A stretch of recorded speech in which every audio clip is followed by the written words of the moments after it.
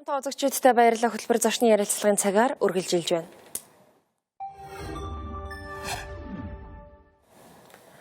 Өнгөрч байгаа 7 хоногт сангийн яамнаас 4-р сарын төсвийн үзүүлэлтүүдийг танилцуулсан байгаа. Төсвийн орлого 4-р сард 1.6 их найд төгрөг болсон бол зарлагын хувьд 2.3 их найд болж 663 тэрбум төгрөгийн алдагдал хүлээсэн байна. За энэ оны төсвийн алдагдал 900 гаруй тэрбум төгрөг байхаар баталсан байгаа. Гэтэл ердөө 4-р сар гэхэд үүний 75 орчим хувьд нь бол хүрсэн байна гэсэн мэдээлэл байгаа. Тэгэхээр ингэснээр ойрын хугацаанд төсөвт тодтгол хийх зайлшгүй нөхцөл байдал үүсэж байна гэж бид харж байгаа. За тэгэхээр Монгол улсын төсвийн алдагдлын талаар бид ярилцахаар Монголын үндэсний худалдаа аж үйлдвэрийн танхимын ерөнхийлөгч Логж Увийг бид студид урьж ирүүлсэн байгаа. Танд оройн төргий. За танд бол үзэгчтэй оройн төргий. За дөнгөж сая бас дурдлаа шүү дээ. 2015 оны байдлаар хэд төсвийг батлахад 400 гаруй тэрбум төгрөг, 16 оны байдлаар хэд 900 гаруй тэрбум төгрөгийн алдагдал хүрээд байна гэж тэгж байна. Тэгэхээр дахиад төсөв тодтгол хийх асуудал яригдах зайлшгүй шаардлага тулгарч байна гэж байна. Тэгэхээр энэ байдал юу н ямар аюул дагуулна гэж харж байгаа юм бэ?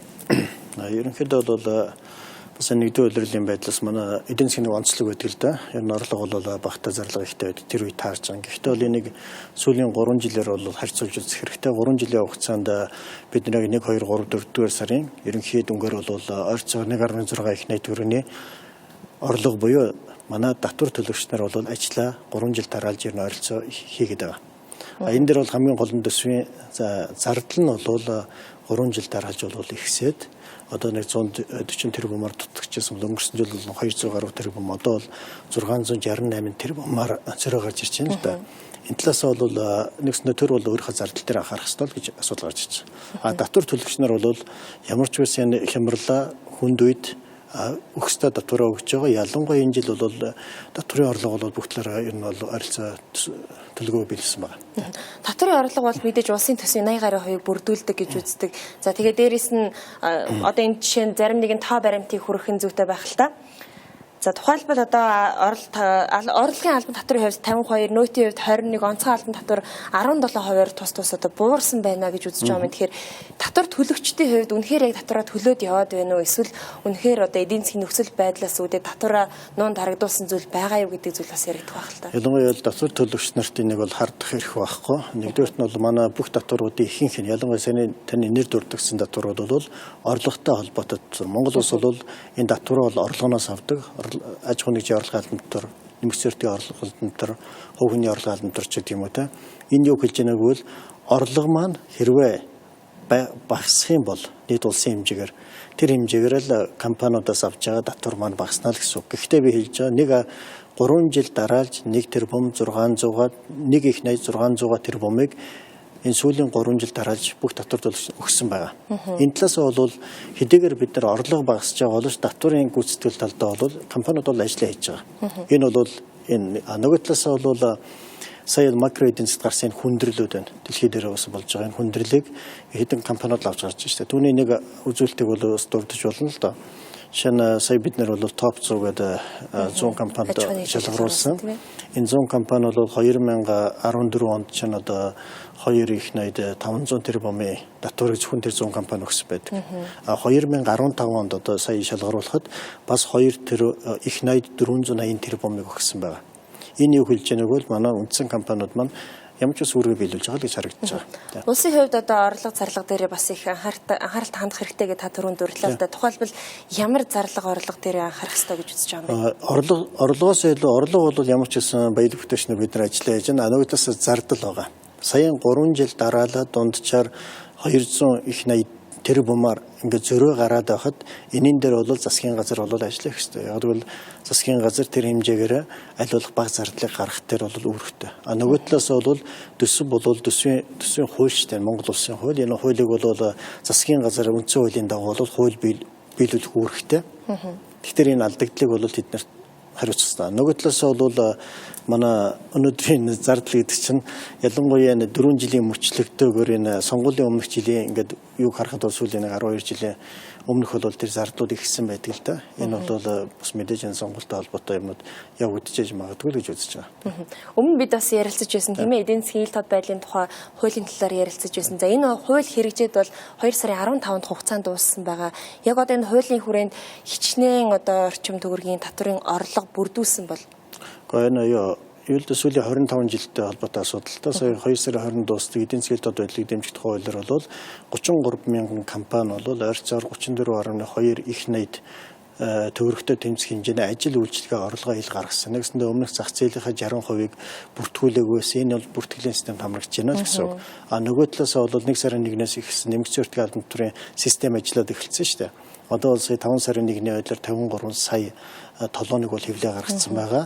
Энэ утгаараа бол бид нэр дотоодын нийт бүтээгдэхүүнийхээ тоон статистикт үндэс их өөрчлөгдөж байгаа. Өнөөдрийн хэдийгээр хямралтай маш хүнд байгаа ч гэсэн яг 3 жилийн өмнөхтэйгээ адилхан татварыг манай компаниуд өгсөн байна гэдэг нь энэ татварын бааз суурь бол сая асар их ихсний нэг шинж. Одоо бол чинь оны ихэнд бол 1700 касс машин дээр толон хэмжилж өгчсэн бол өнөөдөр 36 мянган цэг дээр толон буюу баримтыг өгөх хэлбэр гарч энэ ойр сая 5 сарын хугацаанд бид нэр татварынхаа бааз суурийг 20 дахин ихсгэлээ шүү дээ.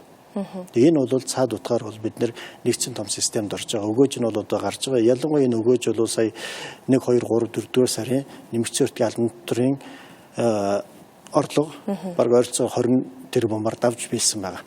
Татвар төлөгчдийг бол хардах энд бол татвар төлөгчд нарт ямар ч бас энэ зовлонтой хүнд бид нэр үргээ гүйцэтгэсэн. Хамгийн гол нь төр өөрийнхөө зардлыг хянаач одоо энэ битгий сонгуул зориулж бас тэр үл хийсвэр зардал битгий их гаргаач гэсэн л асуудал дээр энэ бол цэвэр төсвийн зардалтай холбоотой асуудал. Тэгэхээр улсын төсөв орлогоосоо давсан зарлагтай батлагдаж тухайн жилдээ бол хэд хэдэн тодтол хийгээд яваад идэг. За энэ жилийн тухайд ч бас 75% нь эхний одоо 4-5 сарын байдлаар ихэд явагдчих. Одоо дахиад тодтол их шаардлага гарлаа гэж үзээд байна л да.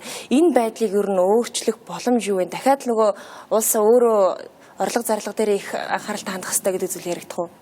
Ер нь бол татвар төлөгч нар бол би энэ татварын системийн өөрчлөлтөд холбоотой. Хэрвээ системээ бид нэр зөв зохион байгуулах юм бол энэ асуудал ямар ч баялаг бүтээч нартай бол бага байна. Нөгөө талаас бол бид нийтийн мөнгийг хяндаг тэр системээ улам боловсронгуй болгох хэрэгтэй. Нийтийн мөнгө гэдэг нь бол индустрийн зардал, нийгмийн даатгалын зардал, буцаагаад энэ засгийн газрын бонд ус орж байгаа шүү дээ. Энэ чинь засгийн газрын өр, одоо Монгол улсын өөрийн өр байгаа.